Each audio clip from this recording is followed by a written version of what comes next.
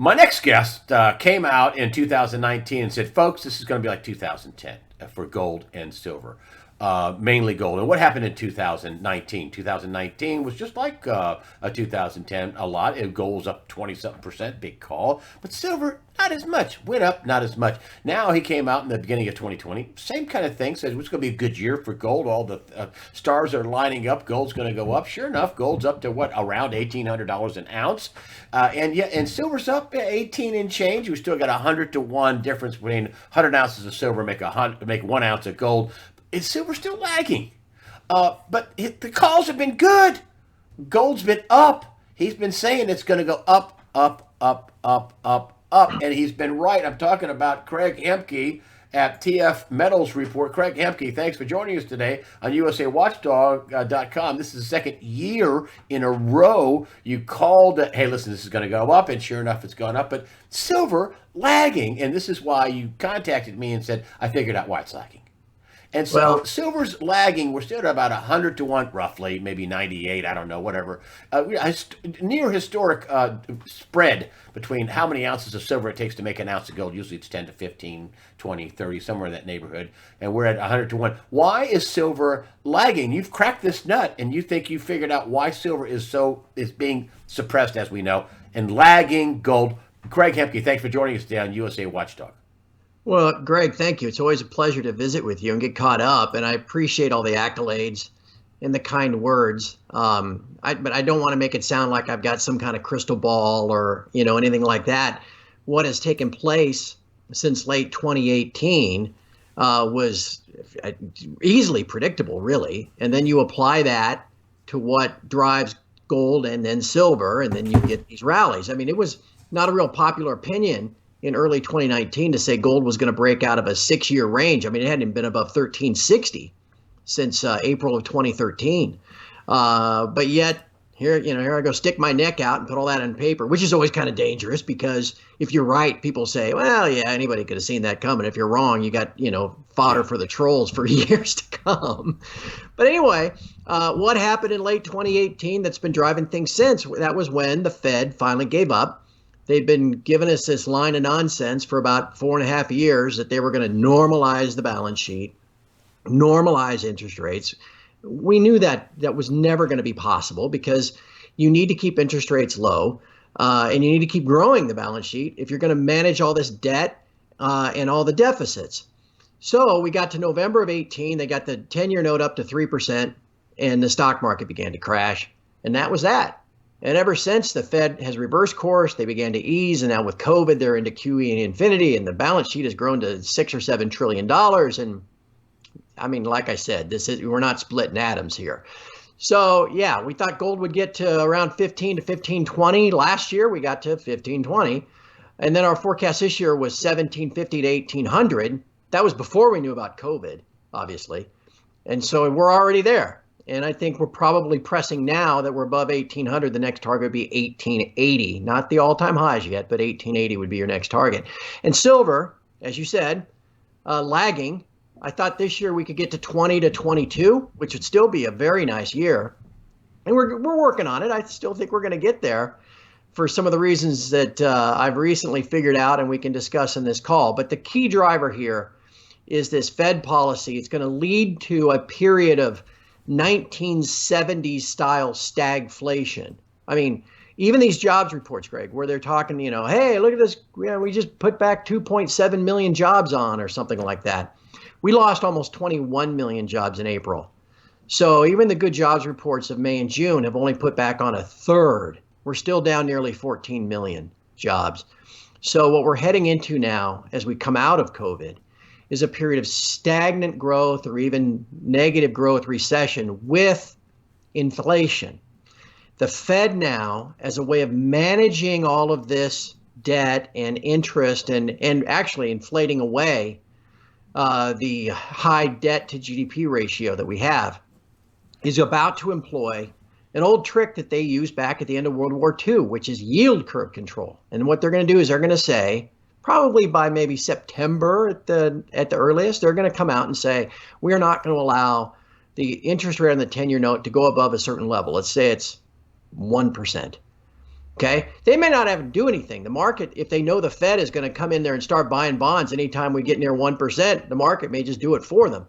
But if they're going to institute this policy because they've done it before, they admit now they're studying it, they're getting presentations when they meet and all this kind of stuff. What that will do is that will institutionalize what we call negative real interest rates, inflation adjusted interest rates. And what I mean by that is, excuse me, I got to itch my nose. It's allergy season where I live. What I mean by that is negative real rates are the largest, strongest fundamental driver of gold prices there is. And a negative inflation adjusted rate means that by the time you buy a 10-year treasury note at 1% dividend interest, if your inflation rate over the course of that 10 years is 3%, you're actually losing 2% of your purchasing power over the course of 10 years. I mean, it's a guaranteed loser.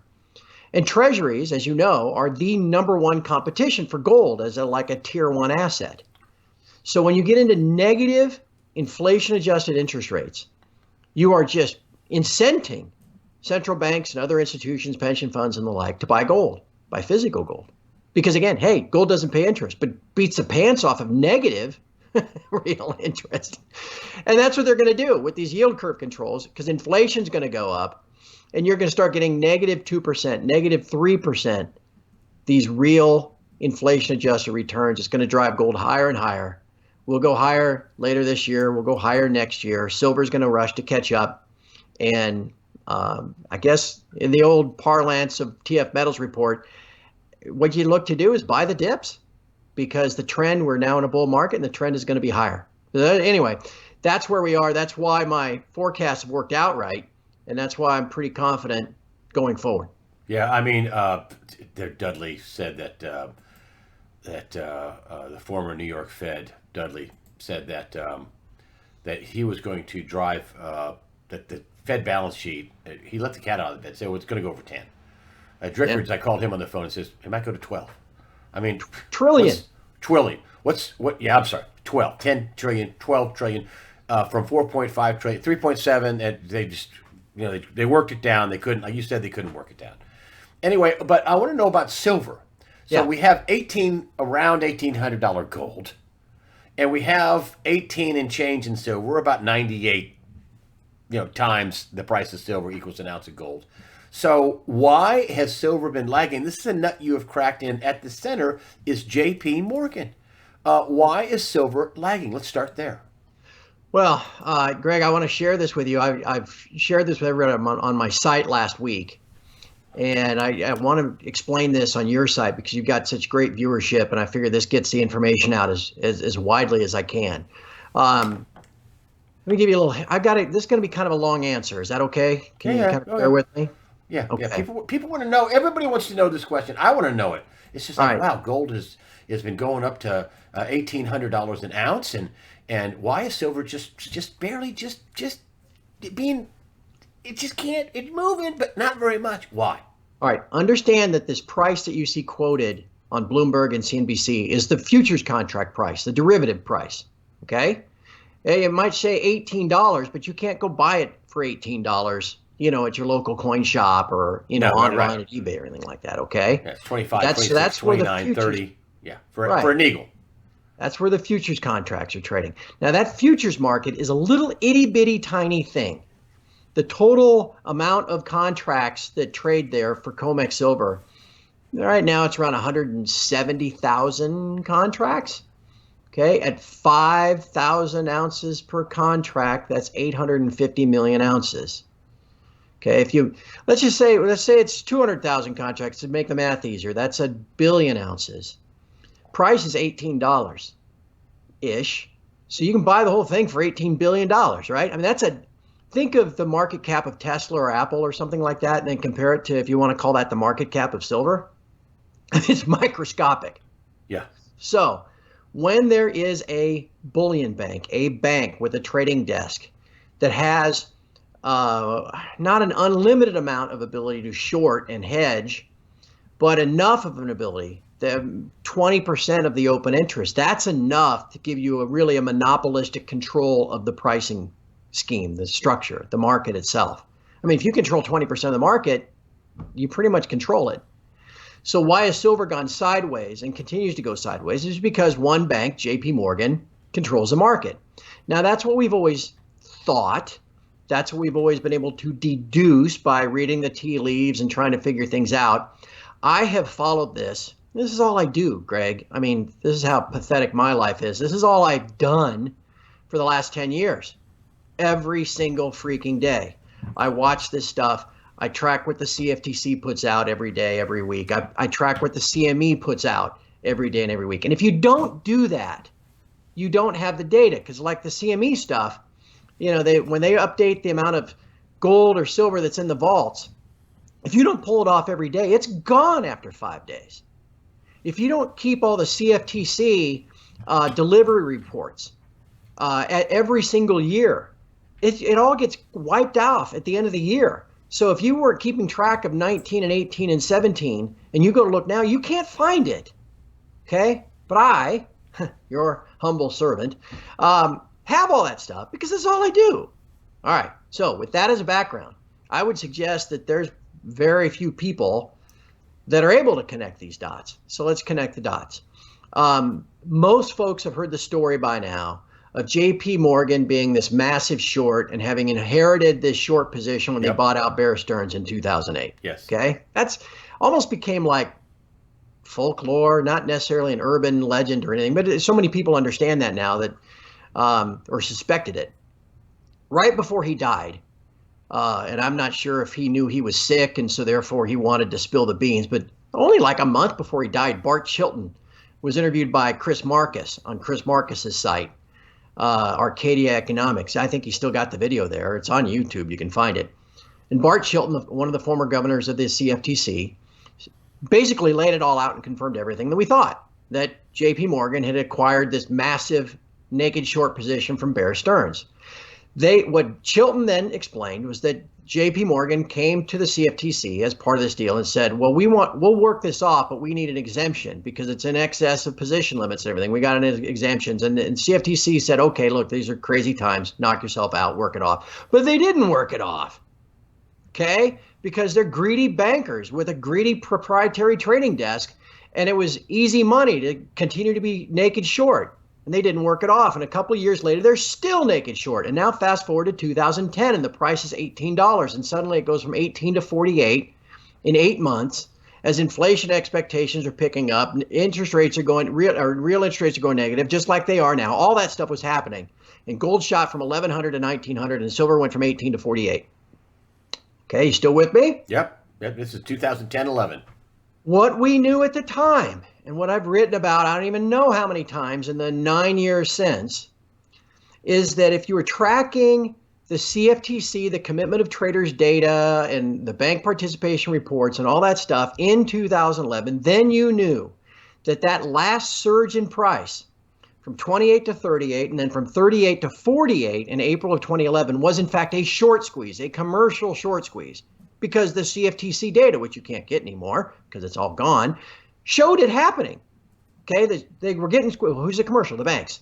Okay, they were being squeezed. It wasn't a speculative blow-off bubble like, you know, people like to say, like every shoe shine boy and cab driver was buying silver. No.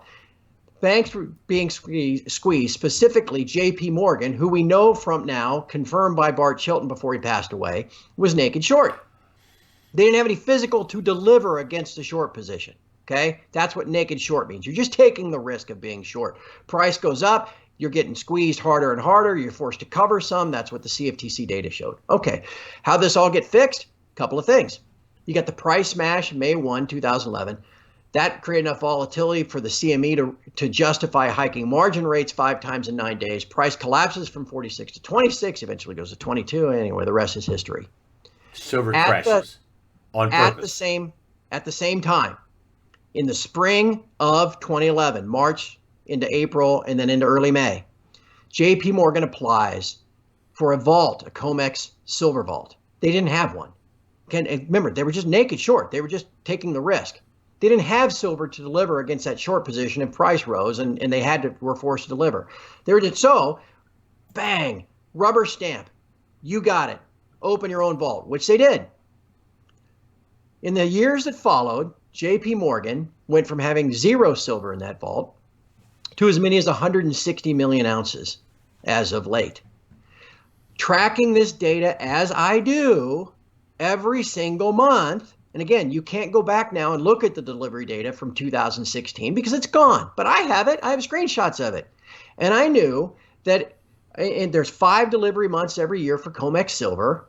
And in every delivery month, the house account, the proprietary account of JP Morgan, would every single month stop, take delivery of 2,000, 3,000, sometimes as many as 4,000 contracts. At 5,000 ounces a contract. 5,000 ounces a contract, 3,000 contracts, 15 million ounces.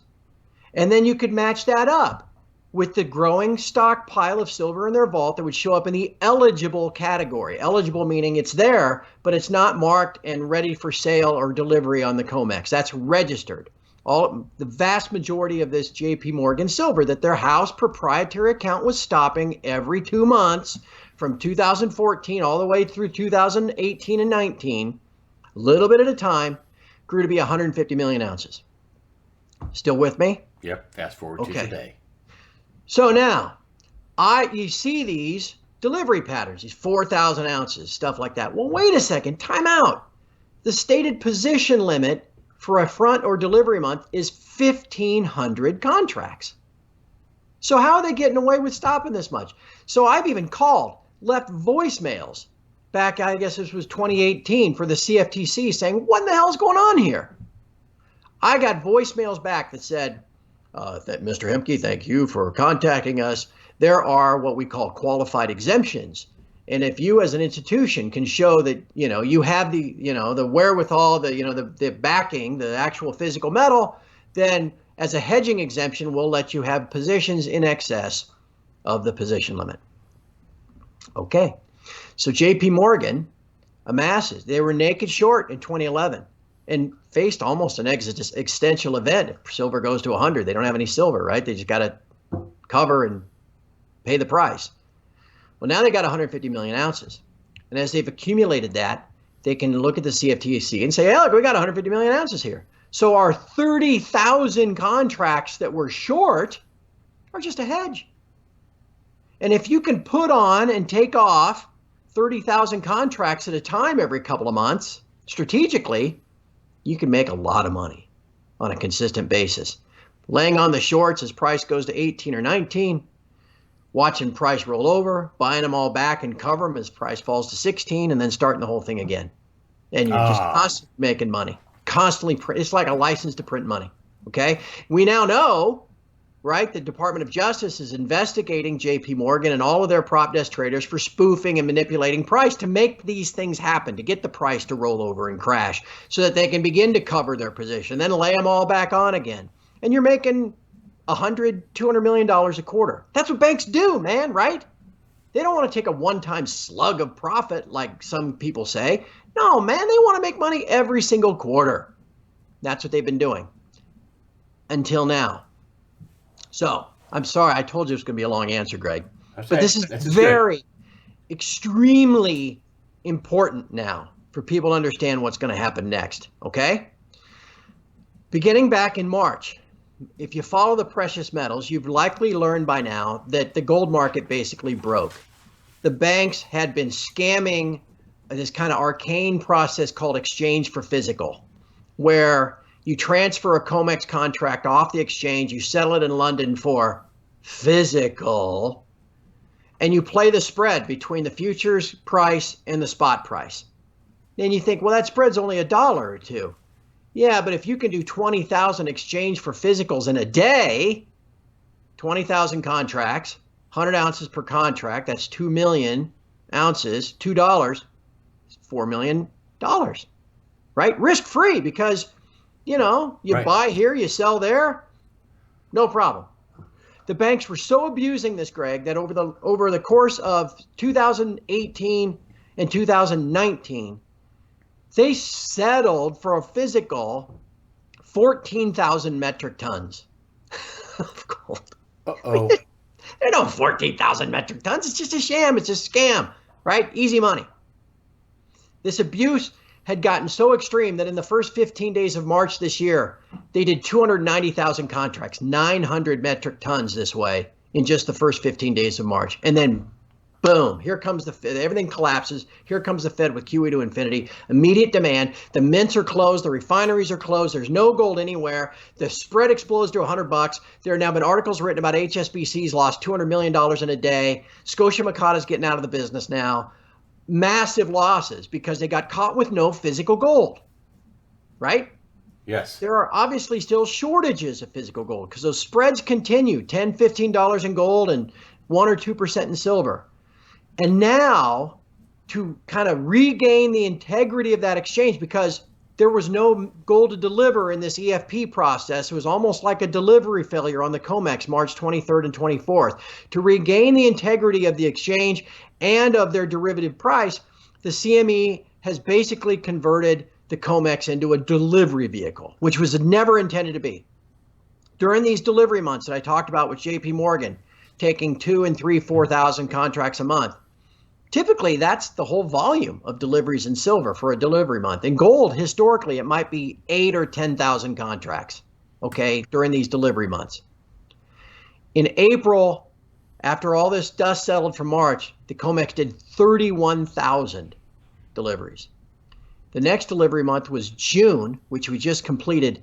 They did 52,000 contracts, okay? Yes. We're talking Wow, 3 to 4 5,000 times the contract. volume. This is a huge stress for them. Everybody is showing up now demanding delivery from the COMEX. They're having to fly in metal from everywhere to try to make it look like it's working and all this kind of stuff. And now silver is expanding too. They did about 9,000 silver contracts in May. They're going to do over 17,000 in July. At 5,000 a contract. So now these banks, okay, like JP Morgan, which were able to control the market by issuing these shorts and calling it a hedge, are now being called to deliver. Okay, now finally, Greg, here's where the dots connect. I mentioned the July contract. The July COMEX contract is the current delivery month for silver. When that contract went off the board last week and into delivery, there were 16,784 contracts open, okay, about 85 million ounces of metal of people wanting immediate delivery. It's a lot, okay? The very first day of deliveries, last Tuesday, I think is what it was, there were 13,000 deliveries that day or some outrageous number. No, maybe it wasn't that. Maybe it was 7,000, whatever. Anyway, on that delivery notice that day, the house account of JP Morgan, which had always been accumulating and stopping silver deliveries, issued almost 6,000, like 5,974 silver deliveries. 5,000 ounces per contract, that's about 29 million ounces. That very same day, on the CME CME silver stocks report, JP Morgan moved 29 million ounces out of their eligible category, their own stockpile, into the registered so that it can be delivered out. That means two things. We've now connected the dots, okay? JP Morgan has been accumulating all this silver, shorting against it as a hedge, managing the price, monopolistically controlling it. But now that the COMEX is a delivery vehicle and people are standing for delivery, JP Morgan was still short nearly 6,000 contracts on the delivery date and had to deliver, okay? In doing so, they've now reduced their stockpile by 20% down to 120 million. Going forward, they don't have the same firepower. They can now be short 24,000 contracts into 30, and now they are left with a dilemma. They can either continue to play this game of naked, not naked shorting, but shorting, hedging 24,000 contracts into September, the next delivery month, and run the risk of losing another 6, 8, 10,000 contracts worth and seeing that stockpile that they'd accumulated in their vault get cut again. Or they can stand down and stop shorting.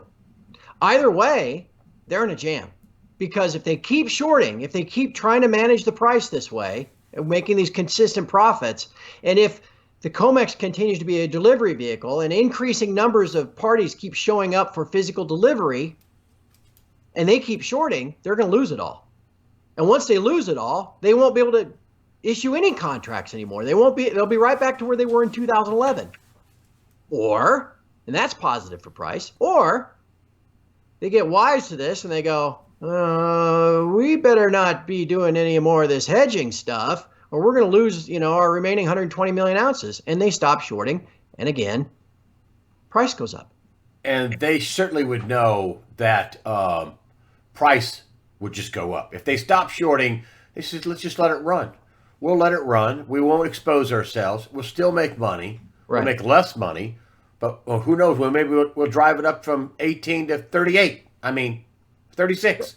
That's what Ted Butler has always said they were going to do. I've never thought that was right because they make money every quarter. Why would they just stand down? But now, almost by accident, Ted might be right because they may not have a choice. Yeah. But to stand down. Because right now, given what has happened a week ago, and again, this is all, I'm not making this stuff up, Greg. This is all publicly available knowledge. The CME puts out the delivery reports every night, and they put out the vault stocks reports every afternoon. And if you follow them, you can match all this stuff up.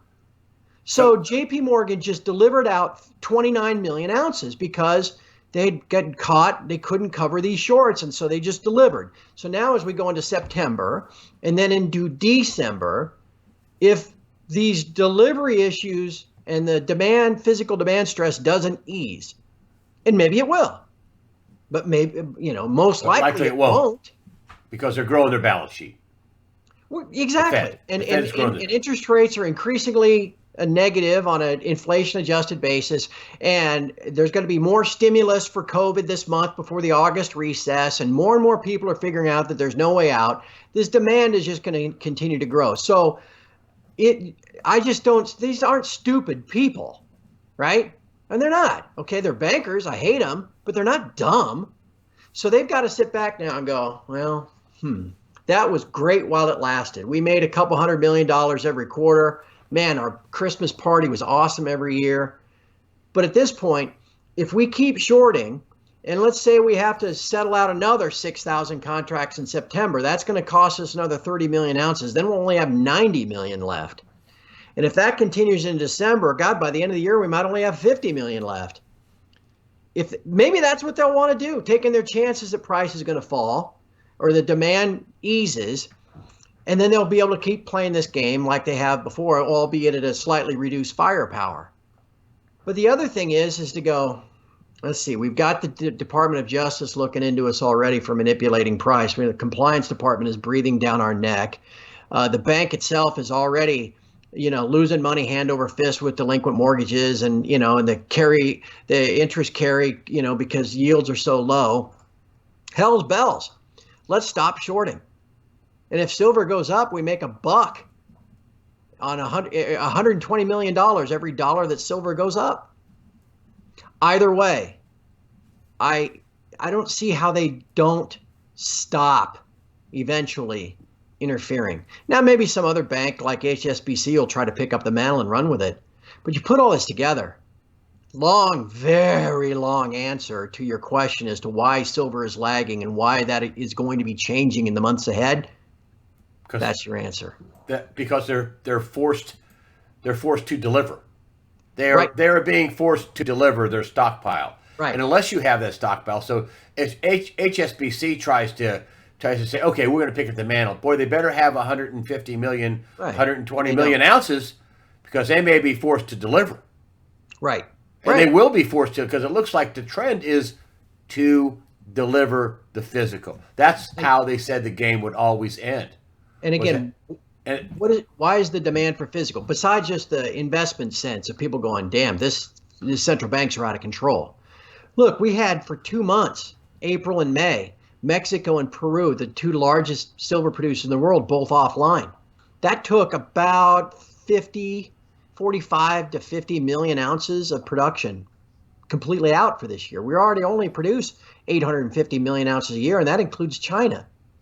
Okay, so there's really not that much physical silver to go around. And so when you look at this price dislocation where the futures contracts are trading at 18, but as you mentioned, you can't buy it for 18. You can't buy a Silver Eagle for anything less than what, 23 or 4? And you might be able to Five, find a six, Buffalo. 8. Maybe you can find some Buffaloes someplace for 21 or 22. Who's taking delivery of this silver off the COMEX? Well, the wholesalers.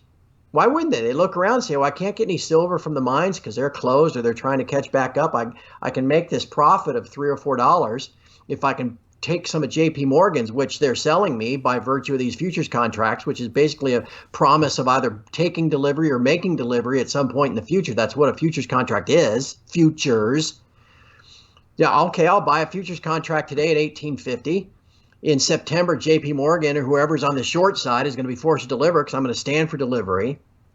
I'm going to take delivery of 10 million ounces, and I'm going to sell it to a refiner at $20, and I'm going to make $1.50 on 10 million.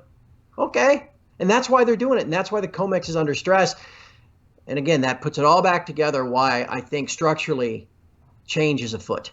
You think at this point that the stand for delivery, whether it's gold or silver, has finally blossomed, and that people are saying, "I don't want your paper with all this money printing, with the spreads and all that. We want delivery of both gold and silver," and that's what really drives the price up. Yeah, and it's what broke in March was the confidence game that the banks were playing. We've talked before about the just-in-time delivery, and that gold in particular, or silver in particular, lives off of flow. Gold kind of has stock because silver is constantly being used up and industrial reasons and all that kind of stuff. So you need this flow. You need constant silver coming out of the mines and recycled and stuff like that. Okay, and so when the flow gets interrupted, there's still demand, and now you've got this investment demand and everything else, and so these banks are scrambling to keep up. Okay, and because the dislocation in price, like when silver went to 12. And this was a real eye opener for people because they went, well, damn, 12. I'd like to get some at 12. What are you talking about? It's 24. Well, wait a second. I thought it was 12. And so people are waking up to this, right? And if you have the size and you're say a wholesaler or you're a refiner, you cut out the middleman. You're just a refiner and you sense an opportunity. You can sell your buffaloes at $20 an ounce, but like I said, you can take delivery through a futures contract that you buy today at 1850. That's a pretty good deal. Okay. You might sell those buffaloes for 22.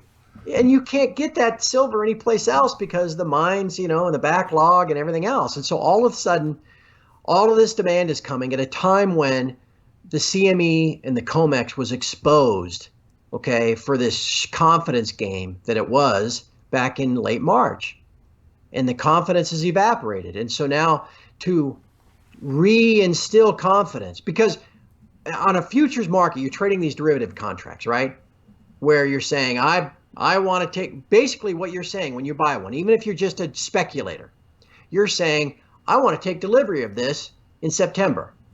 And if you're a seller of that, like a producer or a bank like JP Morgan, you're saying, I will make delivery in September. Well, nobody ever does, right? Because they're just speculators. Right. And so all those positions close out, except for, maybe 2,000 or 3,000 silvers. And like I said, 4,000 to 8,000 golds. And then you have this kind of illusion of delivery that's taken place for years, because you have to have some delivery made at that derivative price. Otherwise, what the hell is your derivative price? Means nothing. Okay, you've got to have some metal to deliver at that price. Otherwise, it's totally illegitimate. Well, there was no metal to deliver at that price in March. And so legitimacy of the pricing system evaporated. To shore it back up, the CME goes in cahoots with the LBMA, creates this new contract, which nobody is buying, that allows you to deliver fractional ownership of bars in London. Nobody buying that. And they've been flying in on booking in all this metal into the vaults, making it look like there's all this metal there. So if anybody that does ask for delivery actually gets it, but it was never intended. It was never designed to be a delivery vehicle. All the way back to 1974, when futures contracts were invented as a way to control price. It was never designed to be a delivery vehicle, but that's what they've turned it into. They've opened Pandora's box by doing this and basically sealed their fate. So anyway, putting it all back together, look, I know we've had a good run here, right? And gold's at $1,800 as we speak, and silver's still lagging. But gold's going to keep going up in the years ahead just because of stagflation, and there's no way out for the central banks, the like. Silver, with less JP Morgan and other interference, is going to close that gold-silver ratio gap. So let's say gold, I don't know, let's just say it just goes to $2,100 next year sometime. Makes new all-time highs, everybody crowds in, goes to 2,000, yippee, everybody gets excited, it eventually goes to 2,100. Silver, without the incessant, relentless intervention of this hedging shorting by JP Morgan and the rest, let's say it catches up and gold-silver ratio falls to, I don't know, what, 70? What's 70? If gold's 2,100, the gold-silver ratio falls to 70. What's that make silver, 30? Yeah, that's a pretty good deal. That's 50%, 60% move from here. What do you think the miners will be doing at $30 silver in 21? So anyway, that's my argument for not getting out of this game, staying long and strong. That's what we preach all the time at TF Metals Report, and that's why people are just loving TF Metals. We're doing really well, and the people on my side are doing real well. It's been a lot of fun. So all this information that you've just talked about here was on TF Metals Report. You guys know this for a week. Yeah, last week. I laid this out in a podcast last week. I was going to write it up in a public post, but geez, Greg, what'd that take me to explain? 15 minutes? Yeah, it took you a while. But I want to type that out. I mean, that would. So anyway, thank you for giving me this platform as a way to explain it and let people. I mean, this is what's happening. The long and short of it is that J.P. Morgan, either they stop shorting, or they lose the rest of their 120 million ounces of silver that they want to keep. Either they stop shorting, or they have to deliver their silver. So either they stop if with the corollary that if this demand continues, and I don't see why it won't. Yeah. Then they have two choices. They either stop shorting today and silver begins to rise because you don't have that interference. You just got more people wanting to be long and less suppliers of the short side. Or they lose all of their silver and they lose the ability to stop shorting at some point in the near-term future, at which point price rises, even the derivative price. So either way, look, let me say, I'm not standing here going, silver's going to 100. Like so many of these people that, scream that. Maybe, I don't know. Maybe if they simply are forced to stop, they're faced with a choice. Either we short and risk our pile of silver, which likely if the demand keeps going, we're going to lose our pile of silver. Or we just stop shorting and let the price go up. That's what you're saying. Why wouldn't you stop? Again, I understand why. My argument was always against this notion that the next rally, the banks are going to stop shorting and they're all going to make a pile of money. JP Morgan has these hundreds of millions of ounces and they're going to make. I've always thought because that's not how banks work, man. Anybody that ever worked for or with a bank knows banks aren't in it for a one-time slug of money. That's nice, but it doesn't do them a lot of good. They like consistent profits, consistent earnings growth, which is why they've always done these hedges and controlled the market. They've made their trading desk a pile of money. But now they're going to lose it. They're going to lose that ability one way or the other. And I don't know, maybe even from on high, with all the troubles that the bank itself has in making money in this environment, maybe somebody looks at that and goes, well, we got 120 million ounces here. We make $120 million for if it goes up $10, that's $1.2 billion. That's not that much money, I guess. But if it goes up $20, that's $2.5 billion. That's not a bad $30. We're talking real money. Yeah, maybe that's not enough to compensate for all their losses they're taking elsewhere, but it helps. I've always thought that at some point the banks are going to take this thing and just switch it. They're going to go from shorting to now let's drive the price up. What if they do that? What if they do that? What if they, Greg, let me give you a recent example so people understand how eventually this is going to work. With whether or not JP Morgan and the whole silver thing. Let me just explain to you how this is eventually going to work and give you a recent example so people understand. In May, The front month May 20 crude oil contract went off the board, and anybody still standing owning one was going to be forced to take delivery. Just like all the stuff I just told you about gold and silver, the same thing works in all these commodities.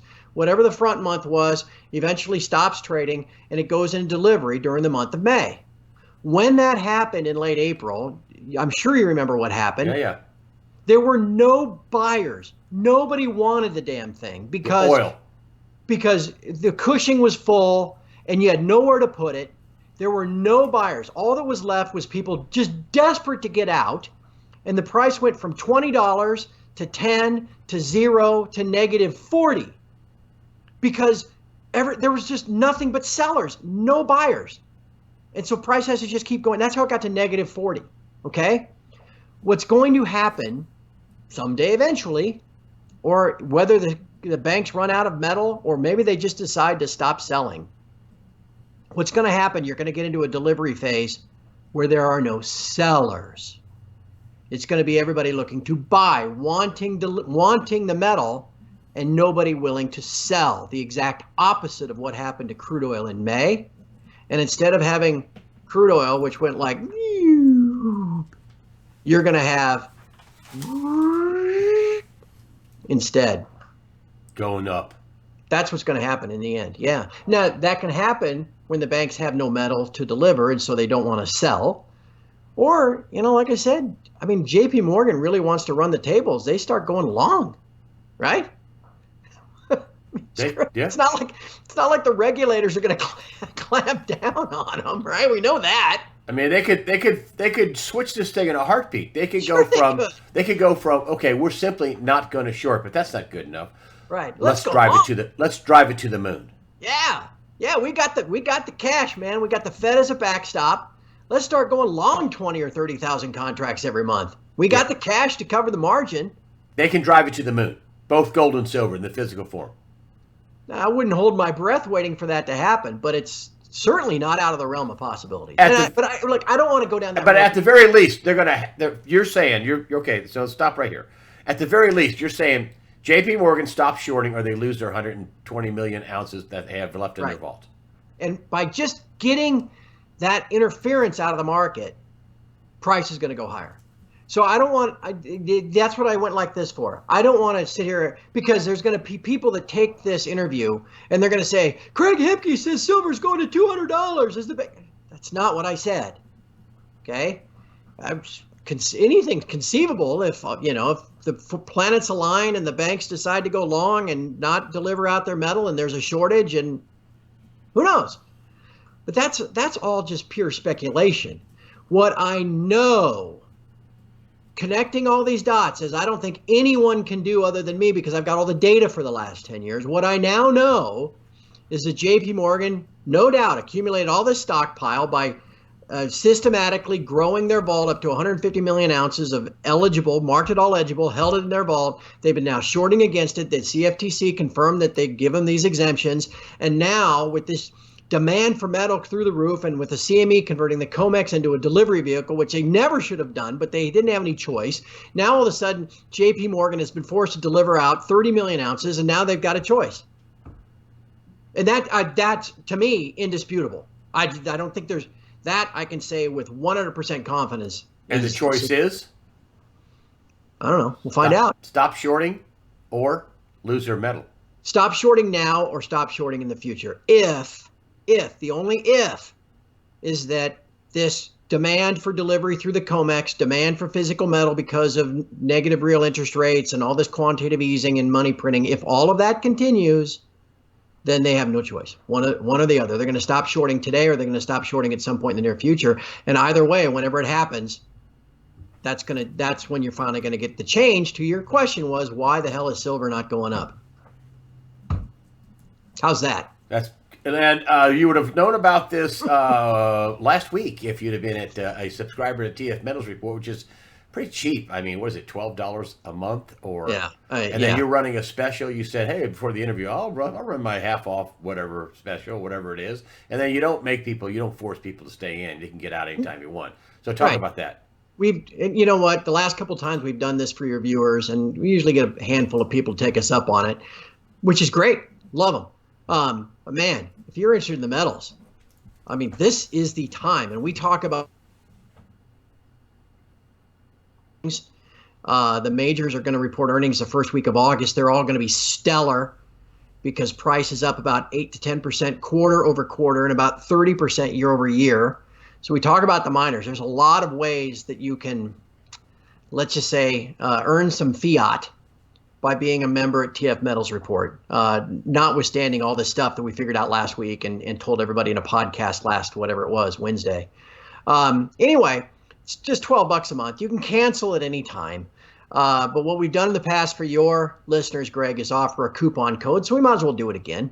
Okay, so what you put in what, Hunter? Is that what you yeah, well, just use the word Hunter. Okay. You go to TF Metals Report, you go to the subscription page. I'll give you that link so you can put it on here. You click, there's a little video you can watch. You sign up for a subscription. You choose a monthly, not the annual. You can choose an annual, but I'm not giving you 50% off that. You can choose a monthly. Your first month, instead of being $12 for now, will only be $6. If you don't like it, you think I'm useless, you can cancel, but if you do like it, then you'll just start renewing every month at the regular $12. And then you can cancel anytime after that. But for now, take a monthly subscription, type in the coupon code Hunter, and it would cost you $5.97 for 20 cents a day. And you're big on physical too. I mean, that way you just buy physical, you hold it. The last couple of years you did okay buying physical. I built my first TF Metals Report site. It cost a lot of money in 2011 with the trading profits that I made trading silver options in 2011. But I don't do that anymore, man. I dabble every once in a while just because I feel so strongly that something's going to happen, and so I might buy an option for like $1,000. But I'm not really actively trading. I got a big portfolio of mining shares that I mostly just leave alone. But I think what a lot of people do on my site is they use the whatever wisdom that I can share to kind of time their physical purchases. Because, even if you're just buying 20 ounces a month of silver, if I can save you 50 cents by, discerning that, well, maybe price is going to fall over the next couple of weeks and I can save you 50 cents. Well, that saves you $10. Yeah. So a lot of people use the site, just for that. And look, lastly, the community of people from around the world, all political stripes, diverse, that we recognize we're all in the same boat, right? We may not agree on the policies, of, where we're going to go from here politically, but we recognize monetarily we're all, sinking pretty fast. So there's just to be able to interact with everybody. That's worth the price of admission too. So anyway, thank you for letting me plug it. I think, I'm biased, but I think we do a pretty good job. Craig Hemke, TF Metals Report. Thanks for connecting the dots. It was a long answer, but yet a good answer. It shows you, hey, listen, this isn't just a pie in the sky. The main driver of suppressing silver has been J.P. Morgan because they control 20% of the market. And either they, with the demand the way it is right now, if they don't stop shorting, they lose their stockpile of silver, and they don't want that. Craig Hemke, thank you for joining us today on USAWatchdog.com. Always a pleasure, my friend. Stay healthy. Yeah. Thanks for being on.